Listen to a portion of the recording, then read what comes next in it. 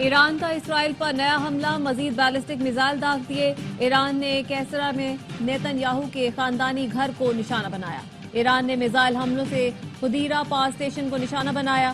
اسرائیلی دارالحکومت تل ابیب، حیفا سمیت کئی شہروں میں دھماکے سنے گئے۔ اسرائیلی شہریوں کو محفوظ پناہ گاہوں میں جانے کی ہدایت۔ ایرانی حملوں میں 14 اسرائیلی ہلاک، 380 زخمی، 35 لاپتہ ہو گئے۔ اسرائیل کا اعتراف، بڑی تعداد میں عمارتیں ملبے کا ڈھیر بن گئی۔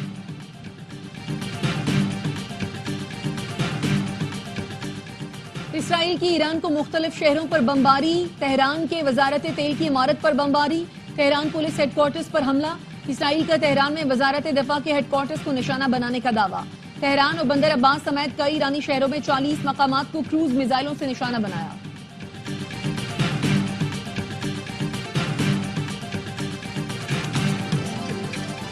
ایران اور اسرائیل کو ڈیل کرنی چاہیے اور یہ ڈیل کریں گے۔ امریکی صدر ڈونلڈ ٹرمپ کا ایران اسرائیل کشیدگی پر نیا بیان، کہا ایران اسرائیل ڈیل کریں جیسے میں نے پاک بھارت ڈیل کرائی، ہم جلد ہی اسرائیل اور ایران کے درمیان امن قائم کریں گے۔ اسرائیل نے جوہری تنصیبات پر حملہ کر کے سرخ لکیر عبور کر لی، ایسے معاہدے کا حصہ نہیں بنیں گے جو ہمیں جوہری توانائی کے حصول سے روکے۔ ایران کے وزیر خارجہ عباس عراقچی کی نیوز کانفرنس، کہا گیس فیلڈز پر حملہ خطرناک عمل تھا، اسرائیلی حملے امریکی مدد کے بغیر ممکن نہیں تھے۔ اسرائیل نے خطے کا امن داؤ پر لگا دیا، نہیں چاہتے تنازع دیگر ملکوں تک پھیلے، مجبور کیا گیا تو جنگ دیگر ملکوں تک بڑھانے پر غور کر سکتے ہیں۔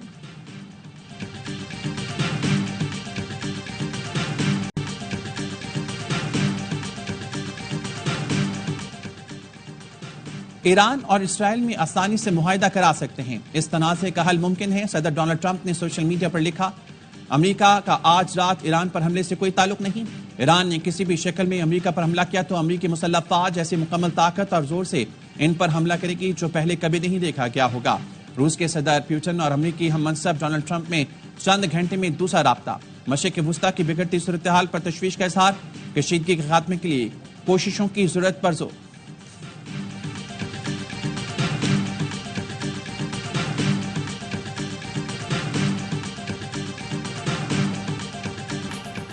سعودی ولی عہد کا ایرانی صدر مسعود پزشکیان کو فون، محمد بن سلمان نے کہا یقین ہے ایران دانشمندانہ اقدام کرے گا، آج پوری اسلامی دنیا ایران کی سپورٹ میں متحد ہے۔ ترک صدر طیب اردوان کا بھی ایرانی ہم منصب سے رابطہ، کہا نیتن یاہو جوہری مذاکرات سبوتاژ کرنا چاہتا ہے۔ ترک صدر رجب طیب اردوان کا سعودی ولی عہد کو ٹیلی فون، خطے میں کشیدگی روکنے کے لیے اقدامات پر اتفاق، سعودی ولی عہد کا برطانوی وزیر اعظم سے بھی رابطہ، مشرق وسطیٰ کی کشیدہ صورتحال پر گہری تشویش کا اظہار، چینی وزیر خارجہ نے بھی کشیدگی کم کرنے کے لیے ایران اور اسرائیلی وزراء خارجہ سے فون پر بات کی ہے۔ ایرانی صدر اور قطری امیر کے درمیان رابطہ، قطری امیر نے ایران سے یکجہتی کا اظہار کیا۔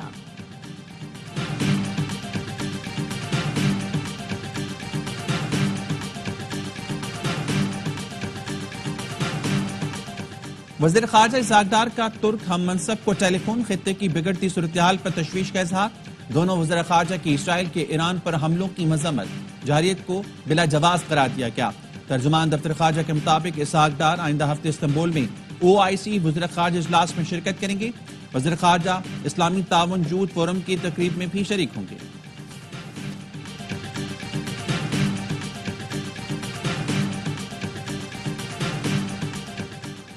ایران کا اسرائیل کی خفیہ ایجنسی موساد کے 2 ایجنٹ صوبہ البرز سے گرفتار کرنے کا دعویٰ۔ ایرانی میڈیا کے مطابق موساد ایجنٹ دھماکہ خیز مواد اور الیکٹرانک آلات بنا رہے تھے۔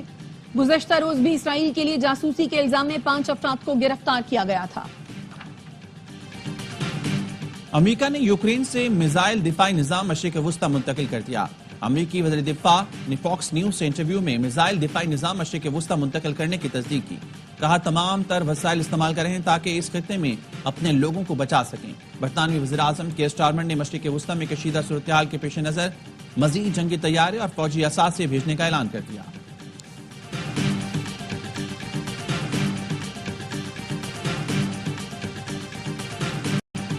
جرمنی، فرانس اور برطانیہ نے ایران کو جوہری پروگرام پر فوری مذاکرات کی پیشکش کر دی۔ جرمن وزیر خارجہ کا کہنا ہے خطے میں کشیدگی کا خاتمہ ضروری ہے۔ ایران نے ماضی میں مذاکرات کے مواقع ضائع کیے، امید ہے اب تہران مثبت جواب دے گا۔ تینوں یورپی طاقتیں ایران سے سنجیدہ بات چیت کے لیے تیار ہیں۔ ایران نے امریکہ سے مذاکرات میں شمولیت نہ کرنے کا فیصلہ کیا تھا۔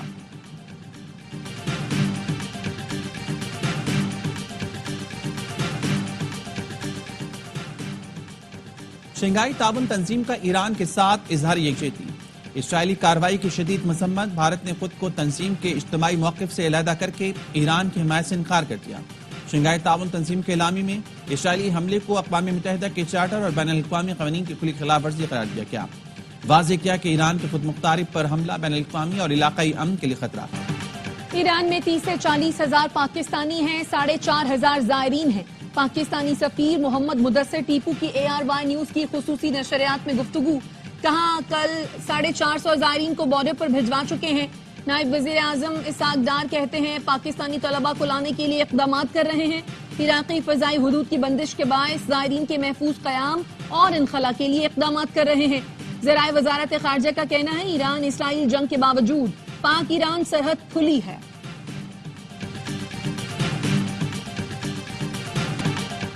دعا کریں میں شہید ہو جاؤں، بچے نے ایرانی سپریم لیڈر سے خواہش ظاہر کر دی۔ خامنئی نے کہا پہلے آپ بڑے ہو جائیں، علم حاصل کریں، اسلام کے لیے مفید بنیں، لمبی زندگی پائیں اور پھر شہید ہو جائیں۔ ایرانی سپریم لیڈر نے نصیحت کرنے کے بعد بچے کو پیار کیا۔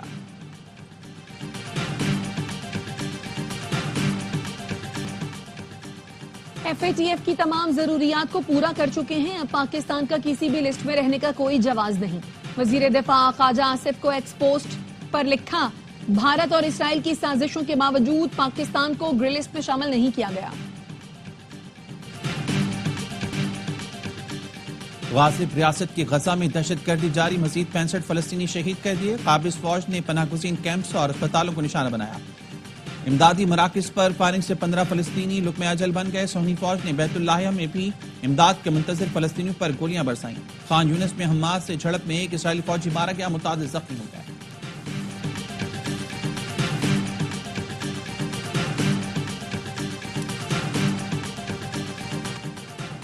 ہمارے پاس ٹیکس چوروں کا ڈیٹا موجود ہے، کارروائی کرنی ہے۔ وزیر خزانہ محمد اورنگزیب کا سینٹ کی قائمہ کمیٹی میں بیان۔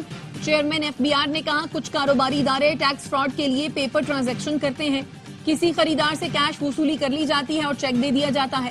ٹیکس فراڈ میں FBI کے اختیارات کم کیے ہیں۔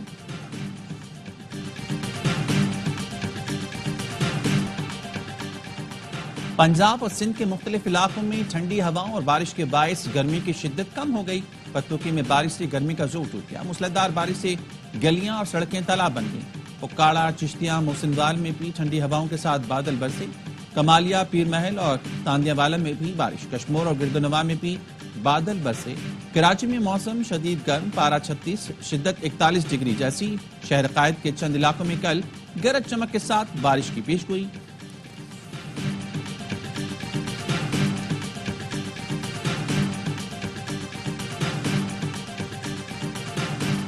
کراچی کے ہاکس بے منوڑا روڈ پر 3 افراد ڈوب گئے، ایک نوجوان کی لاش نکال لی گئی، دوسرا بے ہوشی کی حالت میں اسپتال منتقل، تیسرے کی تلاش جاری۔ جاں بحق نوجوان کی شناخت علی حسن کے نام سے ہوئی ہے۔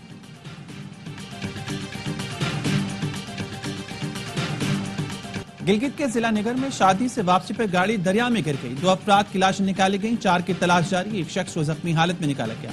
اٹک علاقے پنڈی گیپ کے قریب گاڑی کے ٹرک کو ٹکر، 2 افراد جاں بحق، 3 زخمی۔ چیف الیکشن کمشنر اور 2 ممبران کی تعیناتیوں کے لیے اسپیکر قومی اسمبلی کا پارلیمانی کمیٹی بنانے سے انکار، عمر ایوب کو جوابی خط میں لکھا، وزیر اعظم اور اپوزیشن لیڈر کی مشاورت کے بعد پارلیمانی کمیٹی تشکیل دی جائے، دونوں کی جانب سے نام بھجوانے کے بعد کمیٹی بنے گی۔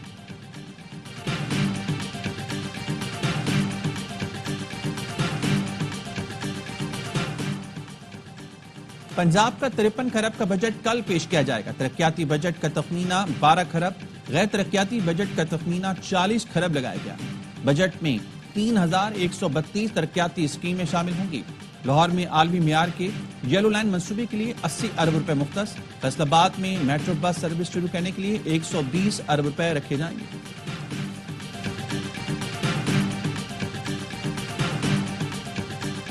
IMF کی شرط پر 1 جولائی سے ڈیجیٹل پروڈکشن ٹریکنگ سسٹم کے نفاذ میں تیزی کا فیصلہ۔ FBR کا کہنا ہے سگریٹ، سیمنٹ، پولٹری، مشروبات، کھاد، ٹیکسٹائل سیکٹر کی نگرانی بڑھائی جا رہی ہے۔ شوگر سیکٹر میں پیداوار کی نگرانی بہتر بنانے سے ٹیکس ریونیو میں 39 ارب کا اضافہ ہوا. چینی کی پیداوار کی انڈر رپورٹنگ ہو رہی تھی. ٹیکسٹائل سیکٹر میں 15 لاکھ بیلز کی انڈر رپورٹنگ کا انکشاف.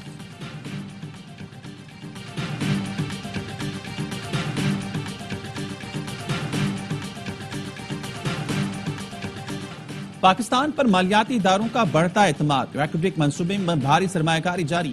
منصوبے کے لیے انٹرنیشنل فائنانس کارپوریشن کی $400 ملین کی مالی معاونت. ریکوڈک منصوبے میں IFC کی کل سرمایہ کاری $700 ملین تک پہنچ گئی. ریکوڈک منصوبے کی لاگت $6.6 بلین ہے, جس کے لیے مالیاتی اتحاد قرض اور سرمایہ فراہم کرے گا.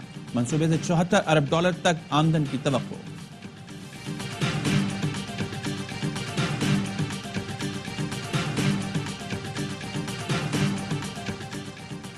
سانگھڑ کے گوٹ غلام دستگیر راجڑ میں مضر صحت کھانا کھانے سے 2 افراد جاں بحق. خاتون سمیت 3 افراد کو تشویشناک حالت میں اسپتال منتقل کر دیا گیا. پولیس نے تحقیقات کا آغاز کر دیا. کراچی کرنگی میں پولیس اور رینجرز کی مشترکہ کارروائی. MTM لندن کا انتہائی مطلوب ملزم محمد نور الدین عرف ارشی عرف بابا گرفتار. ترجمان رینجرز کا کہنا ہے ملزم ٹارگٹ کلنگ, لینڈ گریبنگ, بھتہ خوری اور ڈکیتی میں ملوث ہے.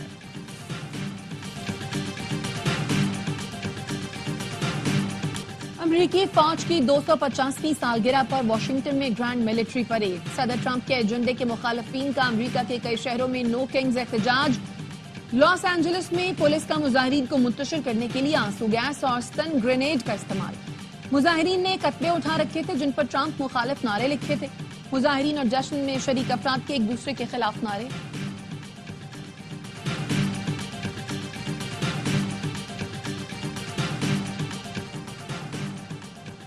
FIH نیشنز کپ کے افتتاحی میچ میں پاکستان اور میزبان ملائیشیا میں مقابلہ. خراب موسم کے باعث میچ تاخیر کا شکار. پاکستان کے پول میں نیوزی لینڈ اور جاپان بھی شامل. فرانس, کوریا, ویلز اور جنوبی افریقہ پول اے کے حصے ہیں. سیمی فائنل مقابلے 20 فائنل 21 جون کو کھیلا جائے گا. امریکہ کی میجر لیگ کرکٹ میں حارث رؤف کی تباہ کن bowling. Los Angeles Knight Riders کی بیٹنگ لائن تہس نہس کر دی.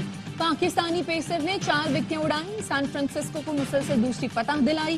ایونٹ میں حارث 7 وکٹوں کے ساتھ سر فہرست ہیں.